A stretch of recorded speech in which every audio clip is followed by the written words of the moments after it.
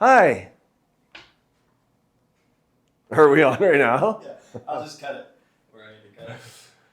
Without Okay. demonstrating or like giving away the info, I just want to know like whether you call it nerve glides or flossing, if there's any difference, and what the point is, and like one problem it would help with or might help with. Okay, so nerve glides are synonymous with nerve flossing, which is also synonymous in the literature. It's called neuromobilizations. So you can piece that together and figure it out. But the idea is when a nerve is irritated from, like, let's say, carpal tunnel, or let's say a disc in your neck that's causing something, or like the second most common nerve entrapment in the upper extremity isn't the carpal tunnel, it's the cubital tunnel where the ulnar nerve gets entrapped there, so different nerves. But the nerve gets irritated, so that means the threshold for that nerve to fire is lowered, so it takes less stimulus for that nerve to fire, and then it becomes irritable all the time. So what nerve glides or neuromobilizations do is it's like flossing with teeth, like tooth flossing.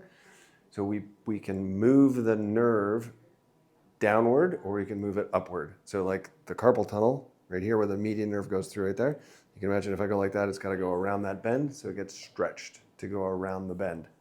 And then here at the elbow, it gets stretched like that, but that would be slack. So if we put tension everywhere below the nerve actually gets pulled down. And then if we put slack below the nerve and tension above, the nerve gets pulled up.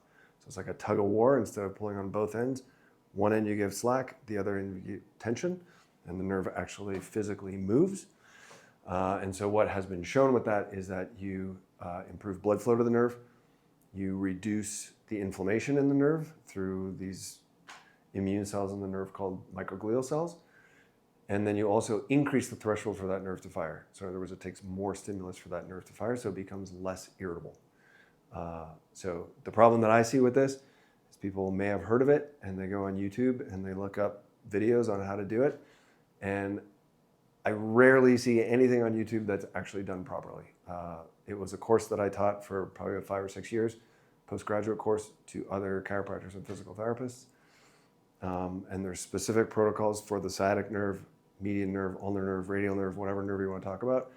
And people go online and they look at YouTube videos, and it's hilarious how wrong people on YouTube are doing it. And people try it at home and they're like, well, that didn't work for me.